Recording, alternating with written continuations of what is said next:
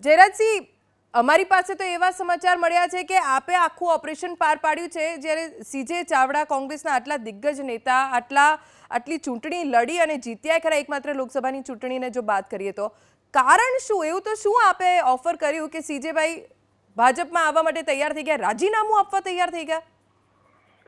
હવે એ તો ચાવડા સાહેબ પોતે જણાવી શકશે, સીજે ચાવડા પોતે જ કહી શકશે કે કેમ એ તો રાજીનામું આપ્યું. આપના જૂના મિત્ર છે ને સીજેભાઈ? તો મારા ખાસ મિત્ર છે, મોટા ભાઈ છે, બધું સાચું, પણ કેમ રાજીનામું આપ્યું છે એ તો એમનો વ્યક્તિગત વિષય છે. અને સાથે સાથે એ પણ કહું કે કોંગ્રેસમાં ક્યાં ભવિષ્ય છે? એમને તો હોશિયાર માણસ વ્યક્તિ છે, અધિકારી રહી ચુક્યા છે, એટલે એમને તો દૂરનું દેખાય છે કે એમને ખબર છે કે ત્યાં કોંગ્રેસમાં ક્યાં ભવિષ્ય છે, એટલે કદાચ એ વિચારી રાજીનામું આપવાના છે. અમારા સુધી એવા સમાચાર મળ્યા છે જયરાજભાઈ કે આપે ખૂબ મોટી ભૂમિકા ભજવી છે સીજે ચાવડાને રાજીનામું આપવા પાછળ.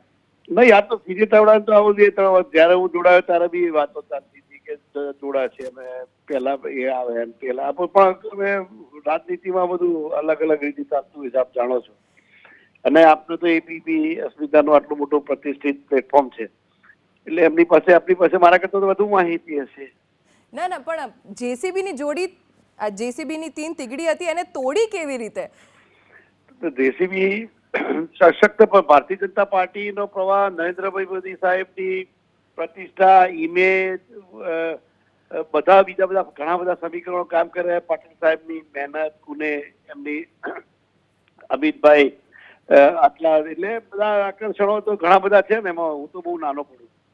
છતાંય સીજે ચાવડા જો છોડી દે તો જયરાજભાઈ કોંગ્રેસના કાર્યકર્તાઓ અને ઉત્તર ગુજરાતમાં કેટલી મોટી અસર થાય? કેમ કે એકમાત્ર મહેસાણાની કોંગ્રેસને જે બેઠક મળી એ વિજાપુર બેઠક હતી જે સીજે ચાવડા જીત્યા, હવે એ પણ કોંગ્રેસ ગુમાવવાની છે.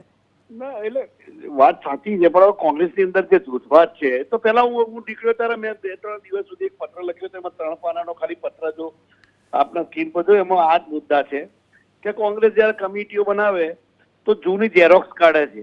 છેલ્લા 20 વર્ષની અંદર મરી ગયા હોય એટલા લોકો બાદ કર્યા હોય, બાકી એના એ જ લોકો જે લોકોને પ્રજા 2-2 લાખ મતે હરાવે છે એમને મોટી મોટી જવાબદારીઓ આપવાની. એટલે કોંગ્રેસની અંદર બીજો એક મોટો વર્ગ છે જેમને કોઈ પૂછતું જ નથી, અને દૂર સુધી બેઠેલો વર્ગ તો એવું સમજે છે કે આ તો ભાજપ આ બધા પૈસા આપી દે છે. ભાજપ શેના માટે પૈસા આપે ભાઈ? લાવો, કોઈ લેવું હોય તો લેવા જઈએ. કોણ આપે પૈસા? શેના માટે આપે? ભારતીય જનતા પાર્ટી નરેન્દ્રભાઈ મોદી સાહેબની આટલી મોટી ઇમેજ છે, કાર્યકર્તાઓની આટલી મોટી ફોજ છે, આટલી મહેનત છે. આ CR પાટીલ સાહેબની વાત કરું, પૃથ્વીની 3 વાર પ્રદક્ષિણા થાય એટલા તો પ્રવાસો કર્યા છે. કોંગ્રેસના કોઈ નેતાનો એક મન ફોટો તો બતાવો જે 1000 માણસોની વચ્ચે ક્યાંય કોઈએ બોલાયા હોય. અચ્છા, હજી જયરાજભાઈ, જો સીજે ચાવડા આવતા હોય તો એવી શક્યતા પણ ખરી કે જગદીશ ઠાકોર અને બળદેવજી ઠાકોર પણ આવી શકે છે ભાજપમાં? હજી કોઈ શક્યતા ખરી? આપને કોઈ જાણકારી? જ્યોતિષ તો નથી, પણ રાહ જુઓ આગળ શું થાય છે.